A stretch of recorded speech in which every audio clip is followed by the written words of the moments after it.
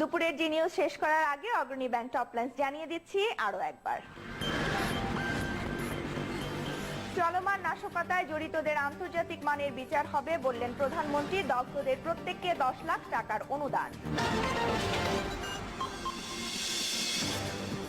ফেনীর দাগনভূঞায় যাত্রীবাহী বাসে পেট্রোল বোমা হামলা, অগ্নিদগ্ধ 11 জন, নেত্রকোনায়ও দগ্ধ ট্রাকের চালক হেলপার। মূলধারার রাজনীতিতে না ফিরলে বিএনপির বিরুদ্ধে ব্যবস্থা বললেন হাসান মাহমুদ। সহিংসতা সহসাই বন্ধের আশা। এবং 3 বছরেও কুল কিনারা হয়নি সাংবাদিক দম্পতি সাগর রুনি হত্যার, ক্ষুব্ধ স্বজনরা। তদন্ত এগিয়ে চলছে দাবি র্যাবের।